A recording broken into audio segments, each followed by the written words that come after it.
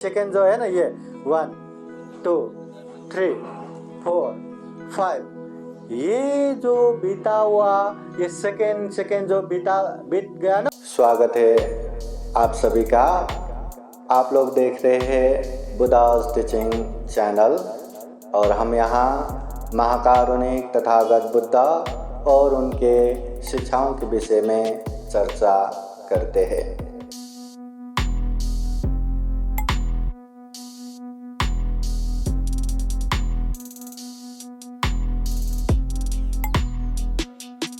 नमो तस्सा भगवतो अरहतो सम्मा सम्बुद्दस्सा। नमो तस्सा भगवतो अरहतो सम्मा सम्बुद्दस्सा। नमो तस्सा भगवतो अरहतो सम्मा सम्बुद्दस्सा। महाकारुणिक तथागत भगवान बुद्ध को त्रिवार वंदना। महाकारुणिक तथागत बुद्ध द्वारा देशित सुआख्यात धम्म को त्रिवार वंदना। महाकारुणिक तथागत बुद्ध के आर्य श्रावक संघ को त्रिवार वंदना। परम पूजनीय बोधिसत्व डॉक्टर बाबा साहब अम्बेडकर आज के विशेष कार्यक्रम में उपस्थित पूजनीय भिक्षु संघ, पूजनीय भिक्षु पंजारत्न थेरो, पूजनीय भिक्षु अनिरुद्ध थेरो, पूजनीय भिक्षु मंगल बोधि प्रमुख संपूर्ण यहाँ उपस्थित श्रद्धा संपन्न बुद्धि संपन्न उपासक उपासिकाएं, आज हम विशेषतः पुण्य स्मृति के उपलक्ष्य में यहाँ जमा हुए हैं। तथागत बुद्ध के समय में एक उपासक भगवान बुद्ध के पास आते हैं और आते ही भगवान बुद्ध के पास बहुत रो के, बहुत शोक संताप करके तथागत बुद्ध के पास बैठे रहते हैं। तथागत बुद्ध को कुछ कह रहे हैं, बुद्ध बार बार बोलते हैं, उपासक शांत रखो, धैर्य रखो, क्या बोलना है बोलो। बहुत देर तक रोते रहे, शोक संताप करते रहे। फिर तथागत बुद्ध को बोलते हैं, भगवान आप बड़े हैं, आप बुद्ध हैं, आप सब कुछ कर सकते हैं, आप मेरे पिताजी को पार लगाइए। पार लगाना है, क्या करना है, ठीक से बोलो। फिर तथागत बुद्ध को वो उपासक कहते हैं, भगवान मेरे बहुत ही प्रिय पिताजी आज अचानक से गुजर गए। उनका दाह संस्कार संपन्न होने के बाद मैंने आपके बारे में सुना तो आपके पास भागा आया कि मैंने सुना है कि आप सब कर सकते हैं, कुछ भी कर सकते हैं, तो मेरे पिताजी को सुगति भेज दीजिए, मेरे पिताजी को अच्छे जगह पे भेज दीजिए।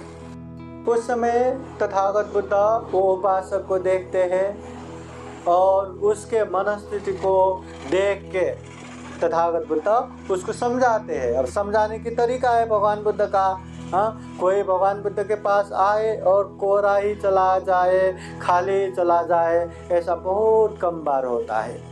तो तथागत बुद्ध लोगों को समझाने के लिए कभी कभी सीधे सीधे बात बताते हैं, कभी कभी वो बात को समझाने के लिए और व्याख्या विस्तार पूर्वक बताते हैं, कभी कभी उसको और समझाने के लिए और सारा कहानियाँ उदाहरण एग्जाम्पल दे के बताते हैं, और कभी कभी तो उसको प्रति प्रश्न करके उसी को प्रश्न पूछते समझाते हैं। और कभी कभी तथागत बुद्ध उपाय कौशल्य भी करते हैं, मतलब उसको कैसे समझा जाए उस तरह से उपाय कौशलता भी करते हैं। तो उस समय भी तथागत बुद्ध देखते हैं इतना शोक संताप कर रहे हैं, पिताजी के वियोग में इतना रो रहा है, तो इसको समझाने से तो ये नहीं समझेगा, चलो इसको दूसरे तरीके से समझाता हूँ। तो तथागत बुद्ध कहते हैं, ठीक है, तुम्हारे पिताजी को पार लगाना है ना, सुगति भेजना है ना, तो मैं ऐसा करो कि 2 मिट्टी के बर्तन ले लो, एक में घी भरो, एक में रेती भरो। तो वो तो अभी पैसे वाला तुरंत नौकर को बुला के 2 मिट्टी के बर्तन लिया, एक में घी भर दिया, एक में मिट्टी भर दिया और बहुत प्रसन्न कि मेरे पिताजी के लिए बुद्ध कुछ कर रहे हैं। तथागत बुद्ध उनको लेके एक तालाब में लेके जाते हैं। फिर कहते हैं अभी ये जो रेती से भरा हुआ मिट्टी का बर्तन पानी के ऊपर फोड़ दो। फोड़ दिया, सारा रेती पानी के अंदर गया। फिर तथागत बुद्ध कहते हैं अभी ये जो घी का ये बर्तन है इसको भी पानी के ऊपर फोड़ दो। वो उपासक बहुत प्रसन्न कि मेरे पिताजी के लिए तथागत बुद्ध बहुत बड़ा कर्म कांड कर रहे हैं, अब मेरे पिताजी सुगति जाएंगे। प्रसन्न होके वैसे ही वो घी वाला बर्तन भी फोड़ देते हैं। उसका सारा घी पानी में आता है और पानी में तैरते रहते हैं। उस समय तथागत बुद्ध वो उपासक को कहते हैं, हे उपासक अभी ऐसा करो, जो ये पानी में तैर रहा घी है ना उसको पानी के अंदर भेजो, और जो पानी के अंदर जो गए हुए रेती है ना उसको पानी के ऊपर ही तैरने लगाओ। तो वो देखते रहते हैं बुद्ध ये क्या कह रहे। तो बुद्ध समझाते हैं उपासक समझ में नहीं आया क्या, जो पानी के ऊपर तैर रहा है घी है उसको पानी के अंदर जाने लगाओ, और जो पानी में डूब गया हुआ रेती जो है उसको पानी के ऊपर तैरने लगाओ।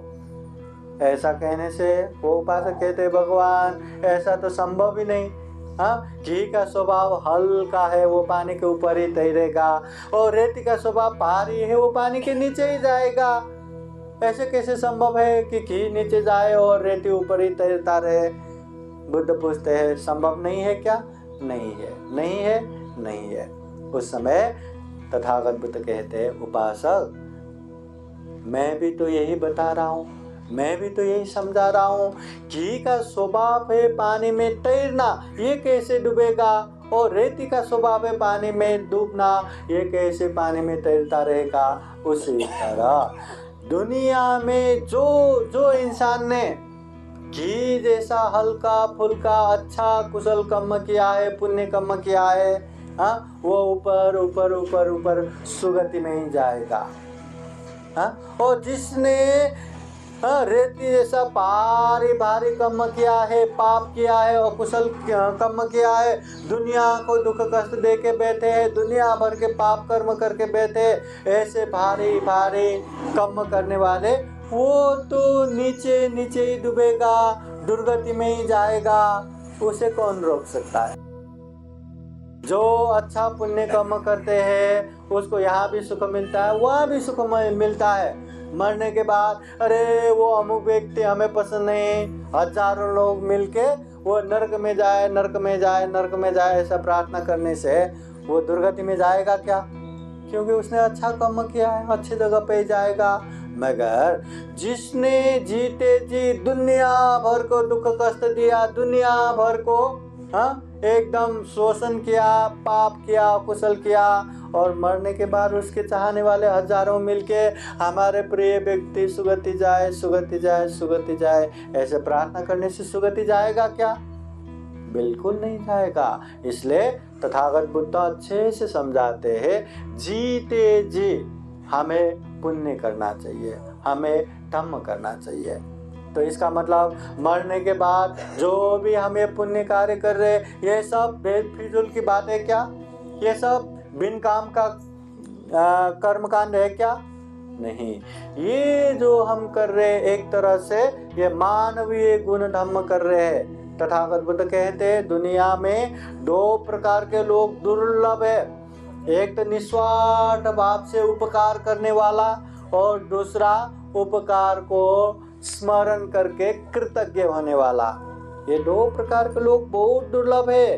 दुनिया में लोग दूसरों को उपकार भी करते हैं तो उसमें भी स्वार्थ ढूंढते हैं। मैं 1000 रुपये किसी को मदद कर रहा हूँ तो मुझे 2000 रुपये बराबर का प्रशंसा मिलना चाहिए, या माइक में अनाउंस होना चाहिए, या ऐसा होना चाहिए, वैसा होना चाहिए।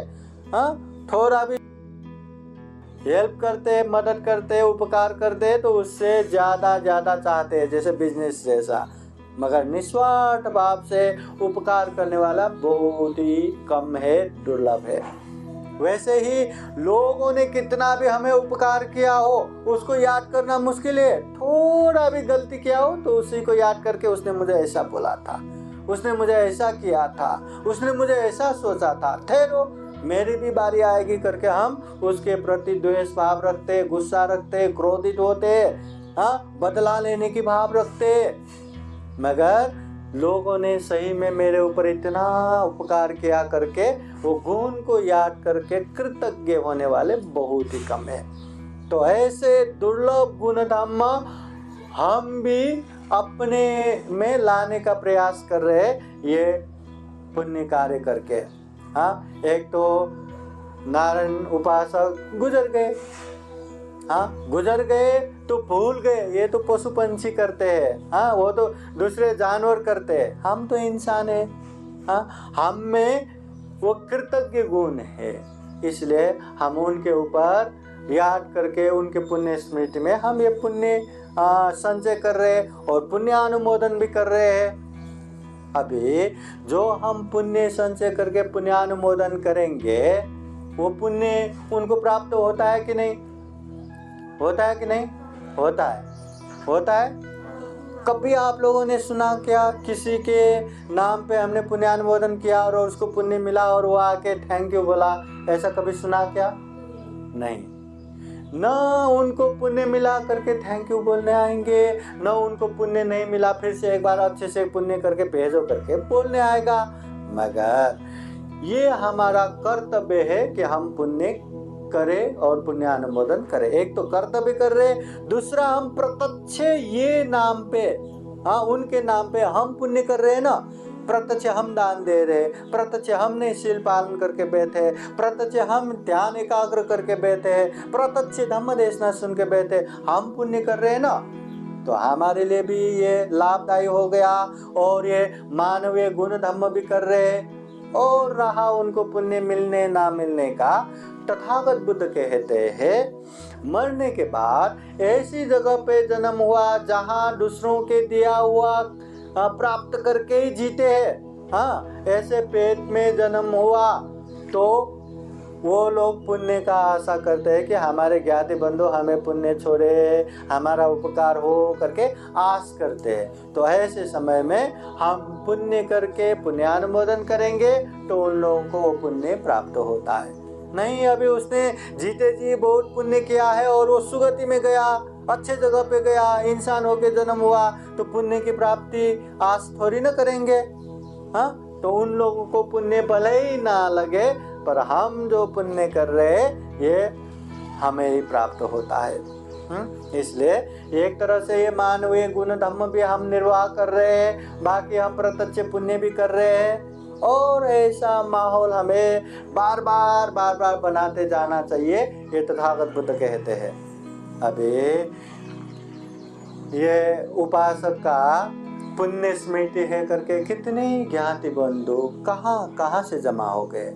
हाँ, बाकी कहाँ से जमा हुए वो तो पता नहीं, पर औरंगाबाद से आए हैं, वहाँ दिल्ली से श्रीकांत आ गए परिवार के साथ, है ना, यहाँ वहाँ गांव से आ गए, इधर उधर से ये पुण्य कार्य में सहभागी होने आ गए ना। अगर ये वजह न होता तो इस समय न जाने कहाँ होते, क्या करके बैठते, अपने अपने दुनिया में मस्त होता। पर ऐसे पुण्य कार्य करके नहीं बैठते, ऐसे पूजनीय भिक्षु संघ का दर्शन न होता, तथागत बुद्ध का जो वाणी सुनने को नहीं मिलता, ये दान देने का अवसर न मिलता। तो ये सब तो उनकी वजह से मिल रहा है ना। तो उनके प्रति हमेशा कृतज्ञ होके जब जब मौका मिले हमें पुण्य करते रहना है, पुण्यानुमोदन करते रहना है। देखिए, अगर सामने सामने रहता, जैसे आई सामने है, आई को हम अनेक तरह से अच्छे खाना देके भी सेवा कर सकते हैं, अनेक तरह से कपड़े देके भी सेवा कर सकते हैं, गहना देके भी सेवा कर सकते हैं, अच्छे से अच्छे घर में रख के भी सेवा कर सकते हैं। हाँ, अनेक तरह से पैसा देके भी सेवा कर सकते हैं, अनेक तरह से शारीरिक रूप से भी सेवा कर सकते हैं, मानसिक रूप से भी सेवा कर सकते हैं, हर तरह से सेवा कर सकते हैं। हाँ, और खुश बना सकते हैं, और करना भी चाहिए, जीते जी करना चाहिए। मरने के बाद करने से कोई लाभ नहीं है, जीते जी करना चाहिए। ये पहली बार। अब दूसरी बार जब गुजर गए, हर कोई हमेशा यहाँ जीने के लिए कौन आता है? कोई भी नहीं। हम यहाँ जितने लोग हैं ना, यहाँ इतने सारे लोग हैं ना, ज़्यादा से ज़्यादा 50 साल या मैक्सिमम 100 साल पकड़ेंगे ना। 100 साल के बाद ये बच्चे भी नहीं दिखेंगे, सबके सब मर चुके होंगे, है ना। हमेशा जीने के लिए कोई आया है क्या? हर किसी को मरना ही है, हमें भी मरना है और अपने लोग भी मरेंगे। तो कोई अगर मर गया तो उस समय हम अच्छा खाना बना करके दे सकते हैं क्या? अच्छा कपड़ा है करके दे सकते हैं क्या? अच्छा घर है करके रख सकते हैं क्या? अच्छा ये है वो है पैसा है करके दे सकते हैं क्या? किसी भी प्रकार से सेवा नहीं कर सकते।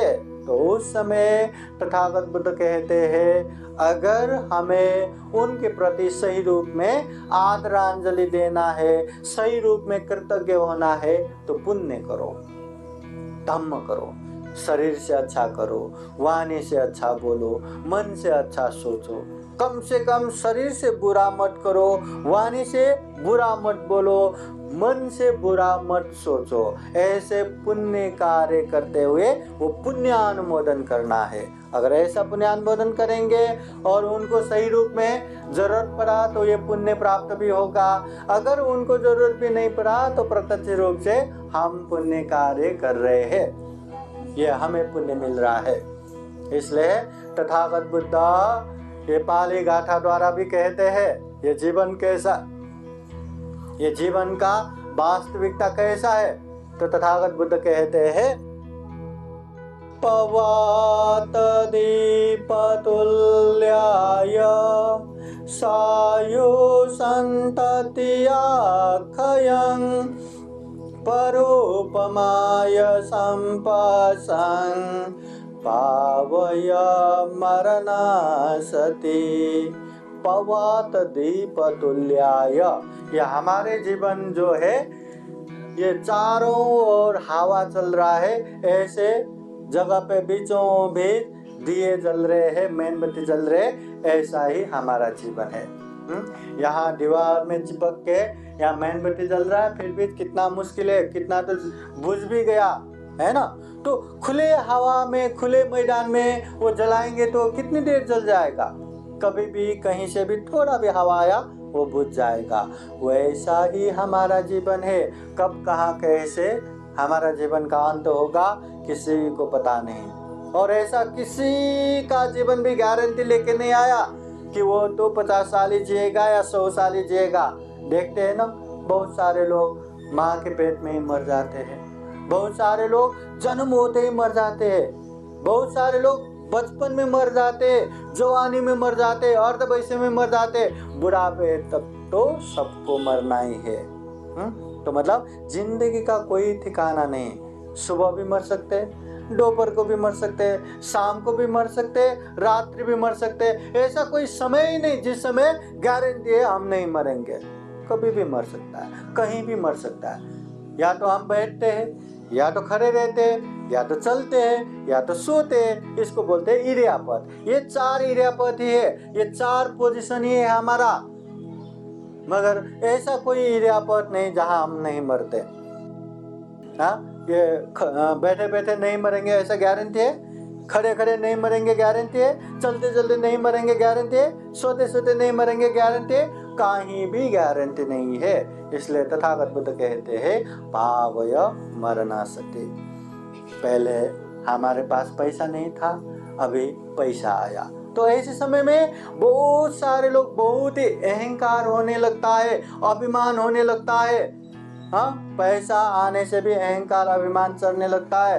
फिर तथागत बुद्ध ऐसे भी कहते हैं, महासंपत्ति संपदा यथा सता मता इधा तथा अहं मरीषामि मरणं मम हे सति। महासंपत्ति संपदा, इस दुनिया में ऐसे ऐसे धनवान लोग जिसके पास इतना धन है, उतना धन है भी पता नहीं, इतना सोना चांदी हीरा मोती है पता भी नहीं, ऐसे बड़े बड़े धनवान लोग भी इस दुनिया को छोड़ के चले गए, वो भी मर गए। ऐसे ऐसे पैसे, मतलब थोड़ा खांसी भी आए तो नंबर एक डॉक्टर को दिखा के दवा करने वाले, हाँ, मतलब शरीर में कुछ भी प्रॉब्लम हो जाए कितना भी पैसा खर्चा करके उसको दुरुस्ती कर सकते हैं, उसको हाँ अच्छा कर सकते हैं। ऐसे बलवान लोग, ऐसे पैसे वाले धनवान लोग भी इस दुनिया से अपने समय होने के बाद निकल जाते हैं, मर जाते हैं। तो हमारा क्या है, हमें भी तो मरना ही है।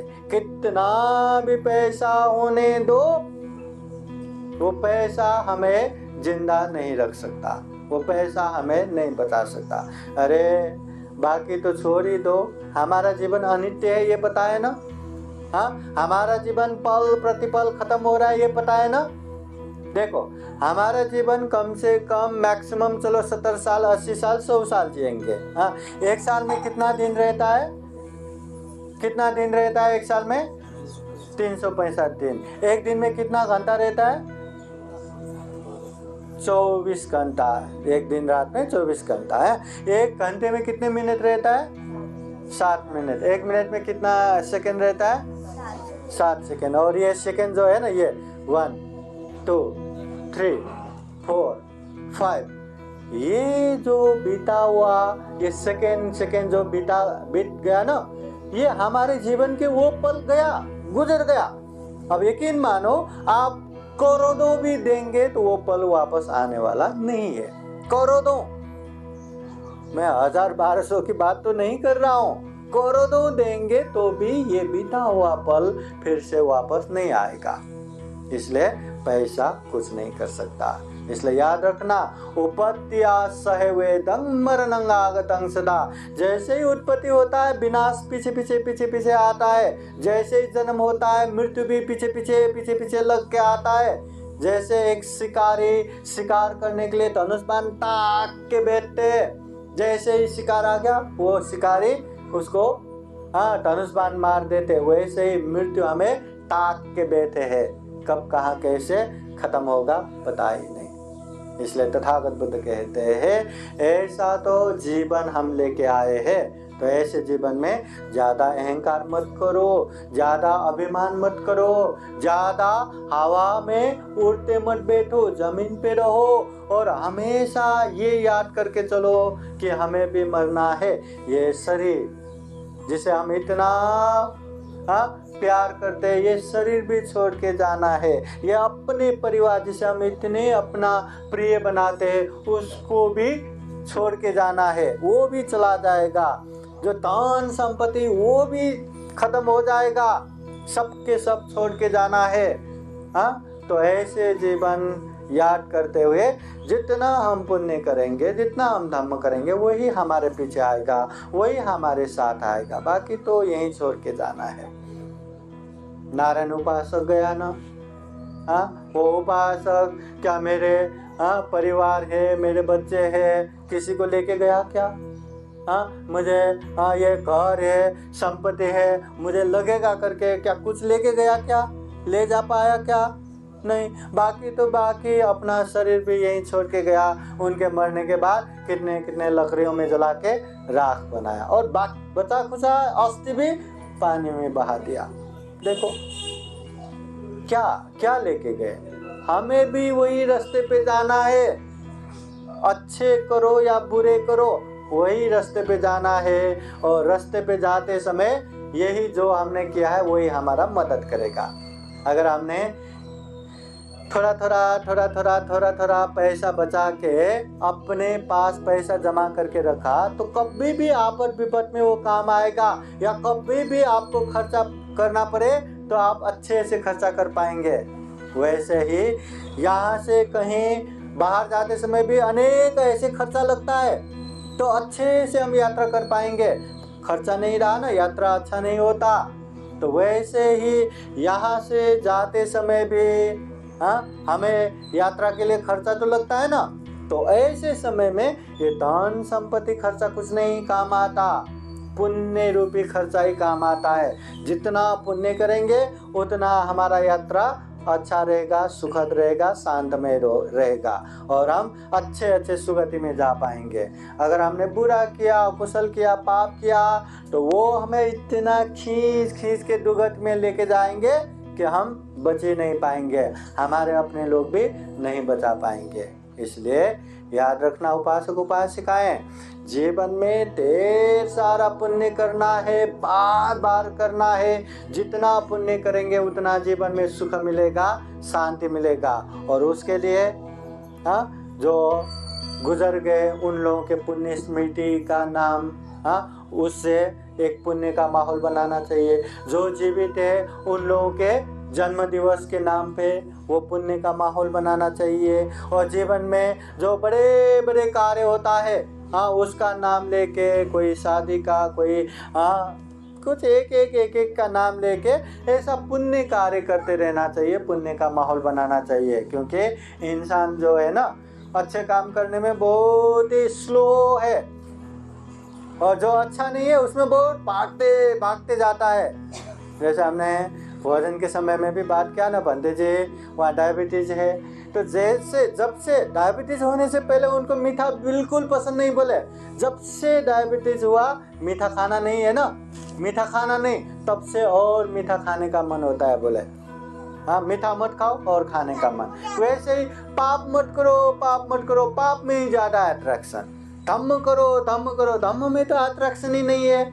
इसलिए ये याद रखो, धम्म करेंगे तो हमारा खुद का कल्याण होगा, पाप करेंगे हमारा दुख कष्ट का कारण होगा। इसलिए जीवन में सुख शांति चाहिए तो हमें पुण्य ही करना है, वो भी बार बार करना है ताकि हमारी आदत बन जाए। एक बार पुण्य करने की आदत बन गया तो हम चाहे न चाहे बार बार होता रहेगा। इसलिए जब तक आदत नहीं बन जाए, आदत बनाने के लिए वो पुण्य कार्य बार बार करना चाहिए, वो पुण्य का माहौल बार बार बनाना चाहिए। तो आज हमने विशेषतः कालकथित नारायण भुजंगा आहुते उपासक के पुण्य स्मृति में पूजनीय भिक्षु संघ को आमंत्रित करते हुए हमने संग दान दिया, भोजन दान दिया, धम्म देशना सुना, परित्राण सुना, शील प्रार्थना किया। ये जितने जो भी कर रहे हैं ये पुण्य है, धम्म है। तो इस पुण्य के अनुभव से, इस धम्म के अनुभव से हम कामना करते हैं दिवंगत उपासक को सुगति प्राप्त हो, दुख मुक्त निर्वाण प्राप्ति के लिए ये पुण्य हेतु हो, कारण हो। साथ ही साथ संपूर्ण जीवित आई प्रमुख, संपूर्ण आहुति परिवार, संपूर्ण उपासक उपासिकाएं, सबके जीवन में सुख हो, शांति हो, मंगल हो, कल्याण हो। जीवन में बुद्ध का आशीर्वाद, धम्म का आशीर्वाद, संघ का आशीर्वाद हमेशा रहे और ढेर सारा पुण्य धम्म करते हुए ये दुर्लभ, यह अमूल्य, ये सर्वश्रेष्ठ मनुष्य जीवन को सफल बनाए, सार्थक बनाए। अंत में जन्म जरा व्याधि मरण से मुक्ता निर्वाण तक प्राप्त कर सके, ऐसी कामना करते हुए ये धम्म देशना यही समापन करते हैं। सबका मंगल हो, सबका कल्याण हो। भवतु सब मंगलम्। साधु साधु साधु। बुद्धं नमामि, बुद्ध को नमन करता हूँ। धम्मं नमामि, धम्म को नमन करता हूँ। संघं नमामि, संघ को नमन करता हूँ।